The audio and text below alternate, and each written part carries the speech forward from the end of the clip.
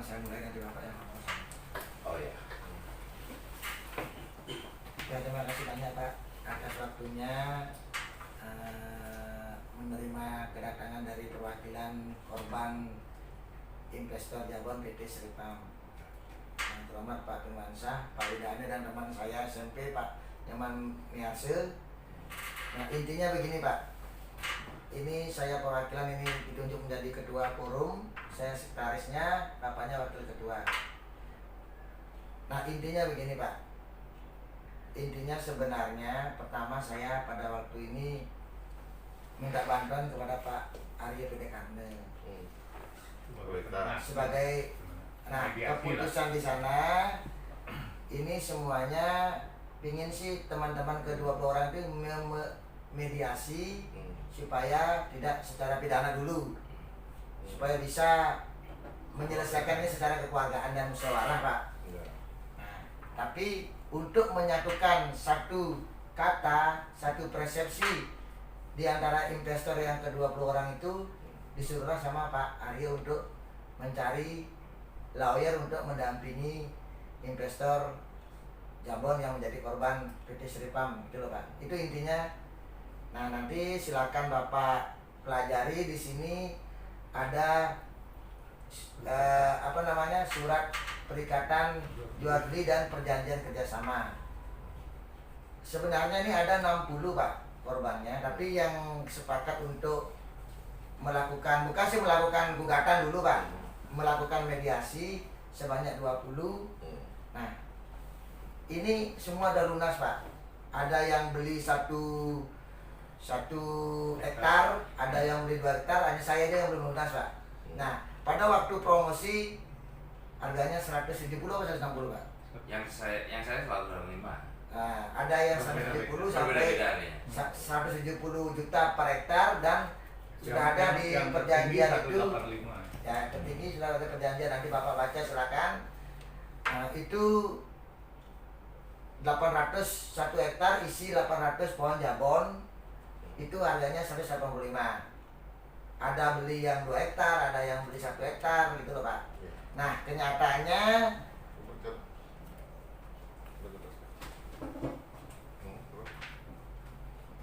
di perjanjian ini ada jelas Pak. Ya, jelas pertama di sini perikatan terjadi di Notaris Sri Subekti Pak. Tidak pernah sih ditindikan objek yang jelas. Ada yang memakai sporadik dan memakai sertifikat. Ada yang sudah balik nama dan tidak. Pertanyaannya kan begini, membeli dengan nilai 180 juta itu, membeli objek ini kan ada objek, 2 objek. Pertama adalah tanah, kedua adalah pohon yang berada di atas tanah. Ini dengan nilai 185 juta ini, apakah tanah sekian hektar itu menjadi hak selaku investor pembeli, ataukah pembeli ini sebatas hasil daripada pohon di atas tanah seluas 1 hektar? Ini pertanyaan saya ini. Gitu loh. Yang benar pertama dapat hak sertifikat.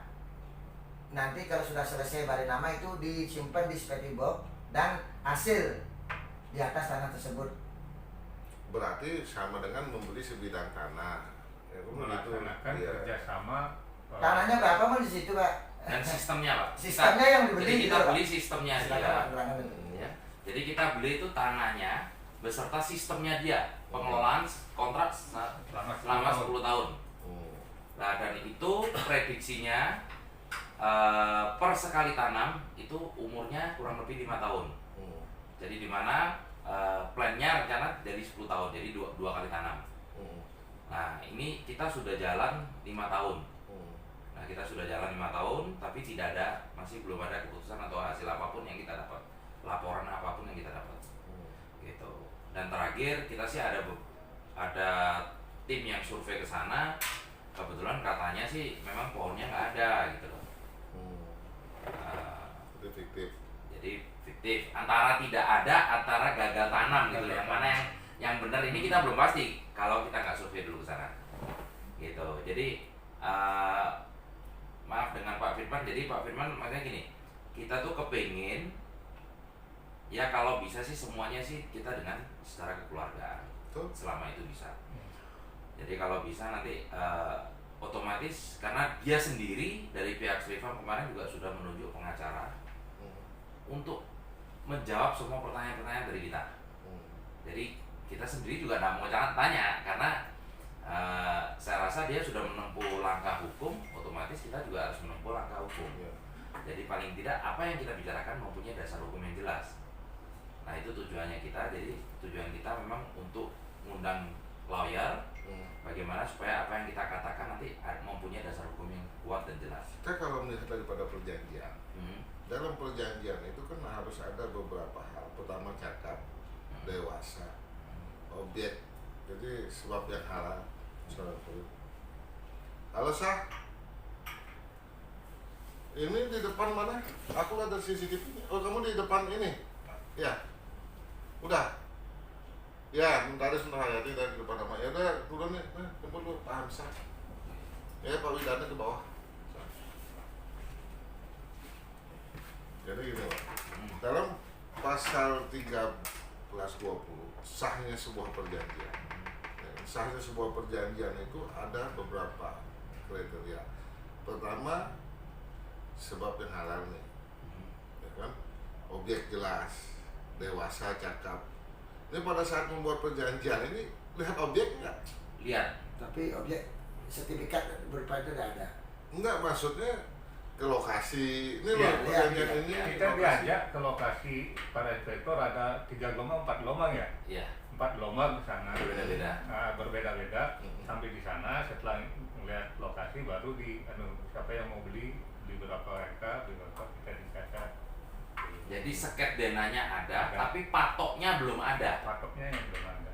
Tapi pertanyaan saya begini, pada saat ditawarkan beli, tanah siapakah yang dijual? Menurut versinya versinya Srifam itu tanah Pak ini saya tambahin Pak. Ya. Pelan-pelan dulu. Pak ini ada dua lahan Pak. Ada lahan 1 dan lahan 2 Pak. Di lahan 2 sudah sertifikat pecah, splicing, tapi berbeda-beda pemiliknya. Kenapa? Karena kan contohnya begini Pak, seperti Pak orang transmigrasi kan dapat 2 hektar, 1 hektar, namanya kan lain-lain gitu loh Pak. Nah jadi seperti contoh, ada namanya Pak Putu, salah satu investor, itu belum dibalik nama, masih atas nama si pemilik lama. Nah, yang kedua, saya lihat Bu Sukiarni itu sudah atas nama Bu Sukiarni udah balik nama, ini kan balik nama 2 baru Pak. Tapi pemiliknya lain gitu loh Pak. Contohnya si A, si B. Nah, di lahan 1 ini sporadik Pak. Sampai sekarang belum selesai sporadiknya sampai di mana? Sporadik itu kan tanah siapa? Iya, itu belum ada. Negara. Ya, Nah, ini yang diajukan. Nah, apakah negara memberikan? Kan itu Iya, pertanyaannya. itu Pak. Kan kita masih memohonkan. Iya, sampai sekarang belum ada kejelasannya di mana itu, sampai di mana pengurusannya belum jelas. Seperti apa yang disampaikan sama berita tadi. Ini tanah milik si A. Nah, sekarang dijual kepada si B nih, investor yang beli. Pertanyaannya, antara pengusaha yang menjual kepada investor ini, apa hubungannya dengan pemilik ini? Kan begitu kita kaji. Apakah dia ada kontrak? Apakah dia beli? Atau dia apa? Kan begitu. Apakah ini menjual kepada perusahaan, kemudian perusahaan menjual kepada investor ini? Ini yang harus jelas. Jadi kan sesuatu hal dalam hal ini harus terang benderang. Kemudian yang menjadi persoalan di sini kan sampai saat ini para investor yang menginvestasikan uang ini sesuai dengan kesepakatan perjanjian yang dibuat, pertama lahan tidak didapatkan, kedua hasil juga tidak ada. Ya betul. Pak, ya, saya jawab yang salah satu itu apa namanya itu yang tadi bilang objek objek itu sertifikat itu. Iya, objek itu kan harus terang, harus jelas. Ini harus kita tanyakan. Tidak ada. Selama ini tidak pernah. Maksudnya yang saya jawab ini masalah Bapak apa hubungannya? Nah di sini sudah jelas ada di perjanjian perikatan jual beli itu ada surat kuasa jual ke PT Srifam, dalam hal ini Kusmini. Surat kuasa menjual dari pemilik. Ya, ada di situ. Tapi tidak pernah ditunjukkan kepada investor, baik itu fisik berupa sertifikat maupun surat kuasa jual itu. Sertifikat induknya belum keluar. Ya, berarti ini yang misalnya ini kan ada kita kan mencari celah. Celahnya. Ya. Kalau saya kejar gini kan saya mencari celah gitu loh. Karena dalam hal ini penipuan sudah pasti. Penipuan sudah pasti. Kenapa saya bilang bujuk rayu? Ini orang diiming-iming nih, dibujuk rayu keuntungan apa semua sehingga mendapatkan keuntungan secara pribadi. Sehingga orang lain tanpa sadar memberikan yang menjadi haknya kepada dia gitu loh. Itu pidananya. Ini sudah masuk unsur pidananya. Nah, lebih jelasnya nanti dibaca secara gini Bapak, apa namanya? Secara lebih Ya, klausalnya seperti apa? Ini harus saya pelajarin lu. Terus klausalnya seperti apa? Terus bagaimana rekan-rekan ini ke sana? Dalam bentuk apa investasinya? Ini harus kita ini. Investasi rekan-rekan ini sudah jelas uang nih. Tapi dari sana apa yang apakah terima tanda terima bukti seperti apa bukti tanda terimanya? Apakah harus berupa dia mendapatkan saham? Kan itu nanti larinya. Jelaskan Pak ininya masalah ke Bapaknya. Pertama gini Pak, intinya pertama ini investasi dalam bentuk pohon jabon. Seperti itu saya tadi Bapak jelaskan. Brosur ada fotokopian brosurnya itu. Enggak, saya paham. Jadi investasi pohon jambon itu saya paham. Yang menjadi suatu persoalan di sini adalah bagaimana menjerat dia, ya kan? Karena dalam hukum itu ada dua perdata dan pidana. Perdata itu dia tidak memiliki kekuatan upaya paksa, tetapi dia memiliki kekuatan sita untuk sita jaminan. Itu perdata. Kalau pidana dia tidak memiliki kekuatan sita, tetapi dia memiliki kekuatan paksa untuk mempidanakan orang masuk ke penjara. Itu upaya paksanya. Nah kalau ini kan bisa dua nih, pidana dia masuk, perdata dia masuk. Pada saat ini dia terjadi kesepakatan ini kemudian mengingkari, masuk ke perdatanya adalah dia wan prestasi. Tuh. Tetapi unsur pidana itu tetap berjalan, bukan dengan dia masuk penjara secara pidana terus dia lepas tanggung jawab, tidak. Itu yang harus dipahami. Jadi orang kebanyakan berpikir, wah kalau dia pidana pasang badan, masuk setahun 2 tahun, keluar aku dapat uang ratusan sekian M, wah enak banget. Nggak seperti itu hukum itu. Namanya hukum itu keadilan kok. Dia di penjara, dipidana itu perbuatannya. Tetapi perdata itu adalah kerugian yang harus dia ganti kepada ini. Itu yang harus jadi imbang. Jadi jangan orang itu berpikir nanti kalau dari pidana sekian ini hilang. Enggak. Tapi apapun awalnya pasti adalah mediasi. Baik kita LP polisi, baik kita gugatan di pengadilan, itu pasti mediasi. Karena asas praduga tidak bersalah. Pasti dilarikan. Makanya di dalam polisi kalau kita laporan, mereka akan dipanggil sebagai saksi.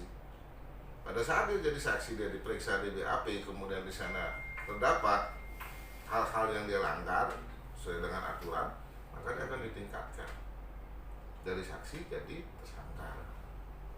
Tuh dia. Jadi semua prosesnya jelas, hukum itu jelas, hukum itu terang benderang. Kayaknya kalau di sini harapannya untuk mediasi ya asal kita untuk mediasi ke sana. Apalagi tadi saya dengar dari Pak selaku ketua menyampaikan bahwa mereka sudah menggunakan lawyer. Ya syaratnya kita harus memberikan kuasa dari rekan-rekan. Beri kuasa ke kita, dasar kuasa itu maka kita akan melakukan somasi kepada perusahaan itu.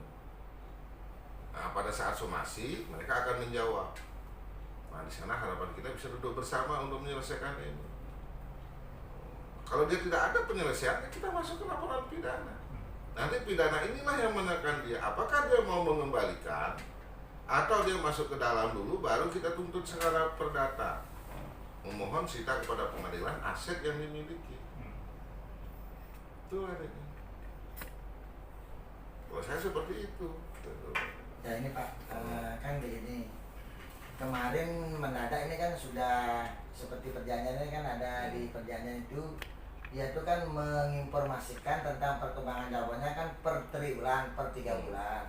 Nah banyaklah teman-teman yang terutama yang perempuan ini sudah menanyakan ke pihak investor karena selalu menghindar Pak. Sampai terakhir Pak Ketut dengan teman-teman ini sebelum kejadian COVID ini sampai kucing-kucingan. Kucing-kucingan. Ada yang Ada nyanggong notaris. di rumahnya, Ya, di ada. kantornya, ada di notaris nyanggong. Ya.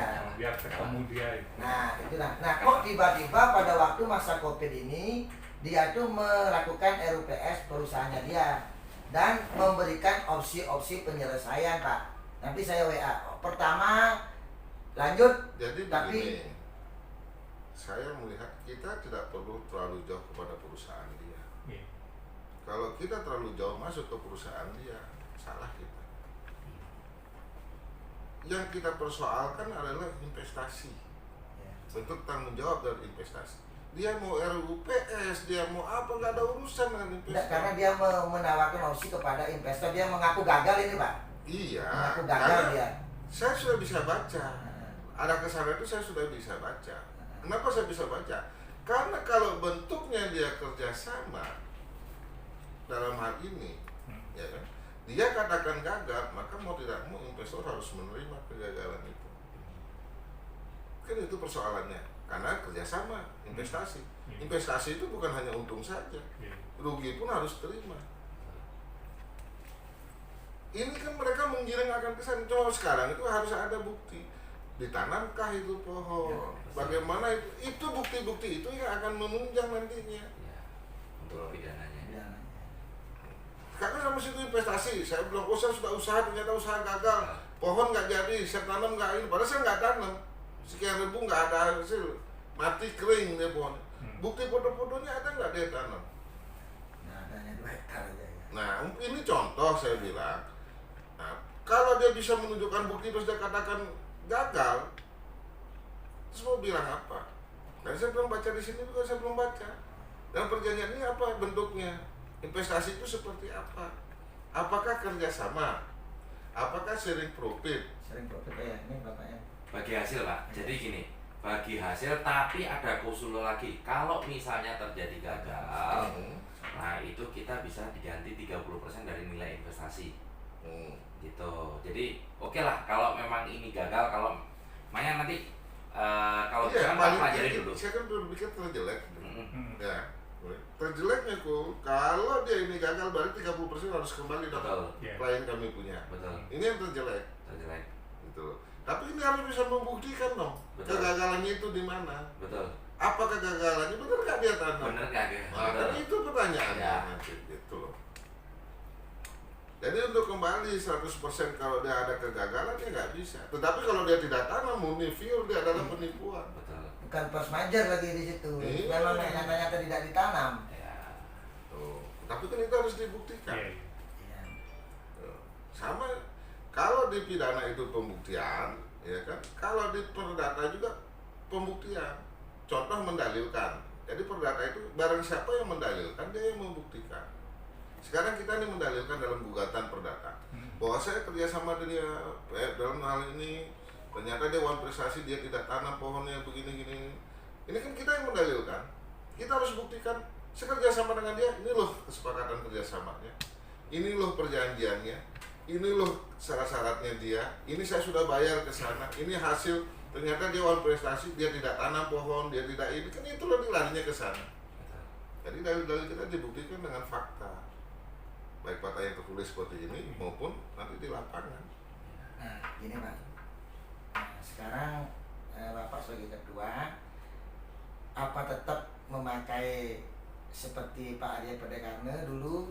Pak Arya Pedekarne memediasi, kita didampingi oleh pengacara, nanti kita bawa seperti permintaannya dia sebelum somasi, sebelum umpamanya tidak terjadi kesepakatan ini terburuk, ini terjelek pada waktu mediasi antara Pak yang dimediasi oleh Pak Arya Pedekarne, didampingi investor, didampingi oleh lawyer, tidak terjadi temu umpamanya di situ, ya kita Ajukan tuntutan. iya silakan kita tanpa Pak Arya Pedekarne Iya. tetap menunjuk siapa yang Akan itu. ya Ah. itu Pak yang kedua. Yang ketiga, saya umpamanya ini kita sepakat Pak, maaf dulu Pak ya, karena ini kan orang banyak Pak, 20 orang. Saya pinginnya sih nanti ada satu kuasa dari 20 orang itu kepada Bapak ini, nanti Bapak ini yang kuasa ke Bapak gitu loh Pak. Tuh. Ya. Ya, Jadi itu kan maksudnya. Kuasa pengurusan. Kalau dia sendiri kan besar Ya. biayanya. sampai keluar ke sana. Otomatis saya akan terbang ke sana. Nggak menurut kemungkinan, saya harus cek objek. Kita harus berangkat, ya pasti ada cost biaya. Kalau dia 20 orang mungkin bisa lebih ringan, gitu loh. Nah, nanti di dalam hal ini dari sekian banyak ini kan nanti umpamanya 19 memberi kuasa kepada ketua, atau bapak bisa juga memberikan kuasa kepada saya selaku ketua kelompok nantinya, ya kan? Nanti dibentuk dulu kelompoknya, gitu loh. Jadi umpamanya kelompok petani apa tuh pohon apa? Jambon, ketua, pak, anggota siapa, mereka semua para tanda tangan. Jadi mereka kan sudah satu kelompok nih. Nah, kemudian dari ini kan ketua tadi menunjuklah kita. Dasar itu aja sudah bisa, dia ketua. Nanti dibuat atas persetujuan nih. Nah, berapa orang yang bersetuju itu aja. Dan kita akan mengurus yang itu. Tidak akan mengurus di luar daripada itu nanti. Kalau itu ada 60 orang terus 20 minta diurus, yang lain mau dapat enak, itu nggak mungkin juga. Nah, gini maksud saya Pak Ketua. Maksud saya kalau kita tetap seperti pakai mediasi dulu Pak ahli PDKM, nanti kan dipanggil dia, kita didampingi oleh Bapak ini. Tidak tahu, maaf dulu, amin Pak. Karena sama-sama Pak Budake juga mantan tentara, bapaknya mantan tentara. Kalau ini jadi bapak mantan tentara, udah tahu di situ dah. Nanti umpamanya terjadi mediasi yang tercapai kesepakatan musyawarah mufakat gitu Pak. Nah intinya nggak tahu sesuai dengan dia memberikan opsi-opsi yang seperti yang dia WA. Umpamanya teman-teman kita setuju ya tidak jalan. Kalau yang memang tidak buntu ya kita lanjut lewat tanpa Pak Adi PDKM. Maka Pak Adi PDKM karena sudah bilang. Kalau saya melihat sisi hukum, saya tidak berbicara siapa Mudake. Ya. Tetapi dia kan atas nama. Berarti yang saya tuntut adalah perusahaan. Perusahaannya berarti. Iya, kalau saya bukan enggak. Dia bertindak dan berbuat atas nama perusahaan. Iya. Nanti satu-satu Pak. Yang penting ini dulu. Jadi celahnya ini dasarnya untuk kepidananya apa, dasarnya keperdatanya apa. Nah nanti itu dibuat dulu. Jadi kita bisa buat laporan, bisa buat gambaran. Nah gitu Pak ya. Itu. Nanti masalahnya sudah jelas. Pertama sekali yang awal daripada ini adalah Pak bicara dengan kelompok.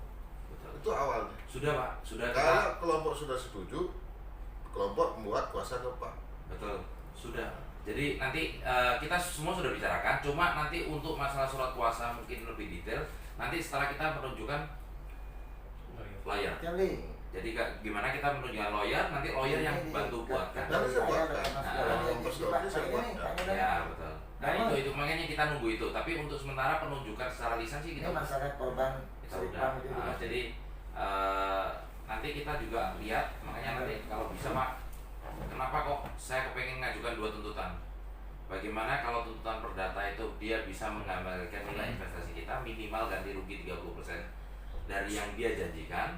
Jadi gini, kebanyakan orang itu berpikir itu selalu berpikir pesimis dalam hidup. Kalau dia berpikir kena masalah, dia berpikir habis lah duit. Dia tidak pernah berpikir kadang-kadang masalah itu menguntungkan. Sekarang kita lihat nih, ya orang-orang besar lah ya,